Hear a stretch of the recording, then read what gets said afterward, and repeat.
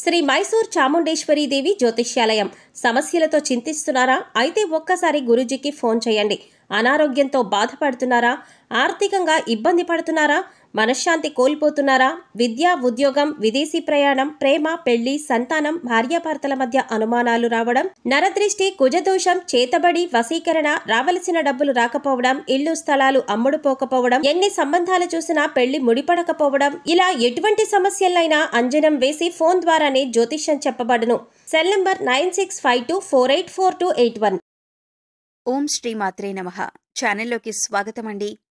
ఈ నెల 14, 15, 16 తేదీలలో మకర రాశి వారి జీవితంలో అద్భుతం జరగబోతుంది. వీరి దశ తిరగనుంది. మీరు కలలో కూడా ఊహించని విధంగా మీ దుఃఖం దూరం అవ్వబోతుంది. దీని కారణంగా మీరు మానసిక ఆనందాన్ని పొందుతారు. అయితే ఈ నెల 14, 15, 16 తేదీలలో ఈ రాశి వారికి ఏం జరగబోతోంది, వారి దుఃఖం ఏ విధంగా దూరం కాబోతుంది అనే పూర్తి వివరాలను ఈ వీడియోలో మనం తెలుసుకుందాం.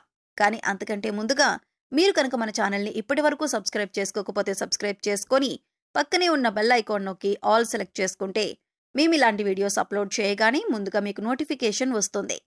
ఇక వివరాల్లోకి వెళ్ళిపోతే, ఈ రాశి వారి వ్యక్తిత్వాన్ని చూసినట్లయితే వీరు చాలా మంచి మనస్తత్వం కలవారని చెప్పుకోవాలి. బంధాలకు, అనుబంధాలకు అధికంగా ప్రాధాన్యతనిస్తారు. ఓర్పును అధికంగా కలిగి ఉంటారు. కష్టపడి ఏదైనా పనిని పూర్తి చేసి దాని ఫలితం కోసం ఎంతకాలమైనా ఎదురు చూస్తారు. ఎంత కష్టమొచ్చినా బంధాలను వదులుకోవటానికి ఇష్టపడరు. అలాగే కొత్త స్నేహాలు, బంధాలు పరిచయమైనప్పటికీ కూడా పాత బంధాలను విడిచిపెట్టరు. కుటుంబ సభ్యులపైన అమితమైన ప్రేమ, అనురాగాలను కలిగి ఉంటారు. కుటుంబం అంటే ఈ రాశి వారికి ఒక పెద్ద బలమనే చెప్పుకోవాలి. అలాగే ఇది వీరికి ఒక పెద్ద బలహీనతని కూడా చెప్పుకోవచ్చు. కుటుంబ సభ్యుల కోసం ఏం చేయటానికైనా సిద్ధంగా ఉంటారు. ఇక వీరి జీవితాన్ని పరిశీలించినట్లయితే వీరి జీవితంలో అనేక సమస్యలు, ఒడిదుడుకులు ఉంటాయని చెప్పుకోవాలి. మీకున్నటువంటి మంచి మనస్తత్వం చేత కూడా కొంతమందిని దూరం చేసుకునే అవకాశాలు ఉంటాయి. కొన్ని సందర్భాల్లో మీరు కాంప్రమైజ్ కావాల్సిన అవసరం లేని చోట కూడా కాంప్రమైజ్ అవుతుంటారు. అంటే రాజీ పడాల్సిన అవసరం లేకపోయినా కూడా రాజీ పడి కొంతమంది వ్యక్తులకి దూరం అయ్యే అవకాశాలు కూడా ఉంటాయి. ఇలా రాజీ పడటం వల్ల ఒక వర్గానికి నచ్చితే మరొక వర్గానికి నచ్చకపోవచ్చు. ఈ విధమైన మనస్తత్వాన్ని మీరు కలిగి ఉండటం వల్ల కొంతమంది వ్యక్తులకు దగ్గరై మరికొంతమందికి దూరమయ్యే అవకాశాలు ఉంటాయి. ముఖ్యంగా కుటుంబ సభ్యులు కూడా వీరిని అర్థం చేసుకోలేని సందర్భాలు కూడా వీరి యొక్క జీవితంలో అత్యధికంగా కనిపిస్తూ ఉంటాయి. అంటే మీరు రాజీ పడక్కర్లేని సందర్భంలో కూడా రాజీ పడటం వల్ల కుటుంబ సభ్యులకి కూడా మీ పైన కోపం వచ్చే అవకాశం ఉంటుంది. ఈ కోపం కారణంగా వారు మిమ్మల్ని దూరం పెట్టే అవకాశాలు కూడా అత్యధికంగా కనిపిస్తున్నాయి. అలాగే మీ యొక్క ఈ మనస్తత్వం చేత కొంతమంది మిమ్మల్ని ఉపయోగించుకునే అవకాశాలు కూడా ఉంటాయి. వారి యొక్క అవసరాలకు మిమ్మల్ని వినియోగించుకొని అటువంటి పరిస్థితుల్లో మీరు మానసికంగా ఎంతగానో కృంగిపోతూ ఉంటారు. నమ్మిన వ్యక్తుల వల్ల మోసపోయే పరిస్థితులు కూడా ఈ రాశి జాతకంలో ఎక్కువగా కనిపిస్తూ ఉంటాయి. ముఖ్యంగా మీరు పనిచేసే చోట కూడా కొంతమంది వ్యక్తుల వల్ల మీరు మానసికంగా ఎంతో కృంగిపోతారు. ఇటువంటి పరిస్థితులు కూడా మీ యొక్క జాతకంలో ఎక్కువగా కనిపిస్తున్నాయి. అయితే ముఖ్యంగా ఈ రాశి వారి యొక్క జీవితంలో ఒడిదుడుకుల సమస్యలు ఉన్నప్పటికీ ఆ భగవంతుని ఆరాధనలో మీరు నిత్యం సమయాన్ని గడపటం వల్ల ఖచ్చితంగా వీరికి శుభ ఫలితాలైతే కలుగుతాయి. ప్రతినిత్యం ఇష్టదైవనామ స్మరణ చేసుకుంటూ ఉండాలి. దీనివల్ల మీకు దైవబలం పెరుగుతుంది. మానసికంగా దృఢంగా ఉంటారు. కొంతమంది వ్యక్తులు ఏం చేస్తూ ఉంటారంటే వారికి ఏదైనా సమస్య వచ్చినప్పుడు శని భగవానుణ్ణి స్మరిస్తూ ఉంటారు. అంటే మీద కూర్చున్నాడు, మాకు శని పట్టింది అని ఈ విధంగా శని భగవానుణ్ణి నిందిస్తూ ఉంటారు. శని భగవానుణ్ణి మాటలతో అవమానపరుస్తూ ఉంటారు. ఆ విధంగా మీరు అస్సలు చేయకూడదు.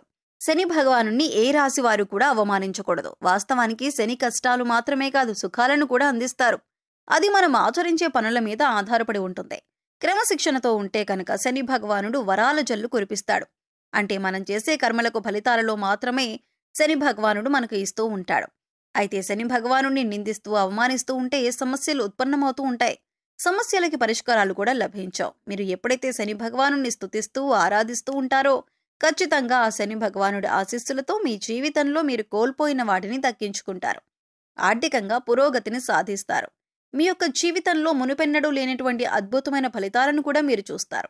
అయితే ముఖ్యంగా మీ యొక్క జీవితంలో దాన ధర్మాలు చేయటం వల్ల కూడా మీకు అపారమైన పుణ్యఫలం లభిస్తుంది.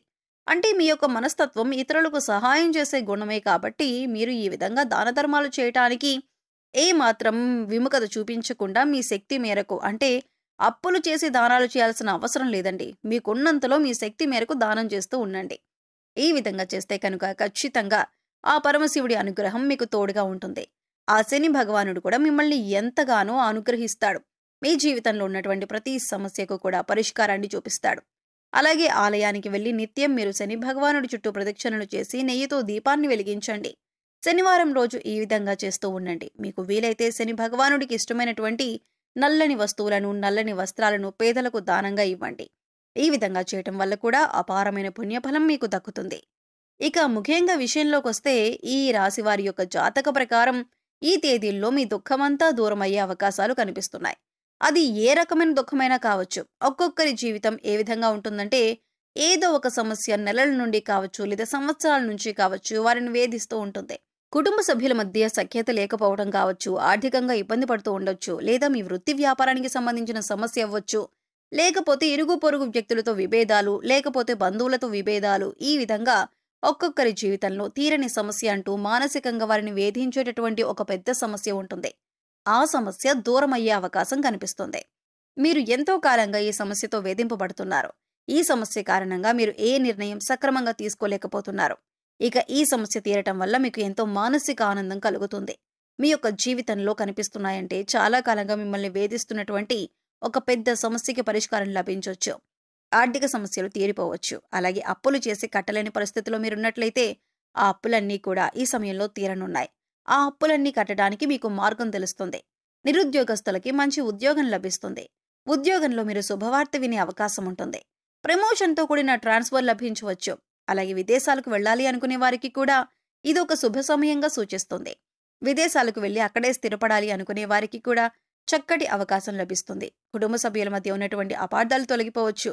కుటుంబ వాతావరణం ప్రశాంతంగా మారొచ్చు. లేకపోతే వివాహం కోసం ప్రయత్నం చేస్తున్న వారికి వివాహానికి సంబంధించిన ఒక చక్కటి వార్త వినే అవకాశాలు కూడా కనిపిస్తున్నాయి. ఈ విధంగా మీ యొక్క జీవితంలో చాలా కీలకమైన రోజులుగా చెప్పుకోవాలి. ఈ 3 రోజుల్లో మీరు ఉదయం లేవగానే సూర్య భగవానునికి నమస్కారం చేసుకోండి.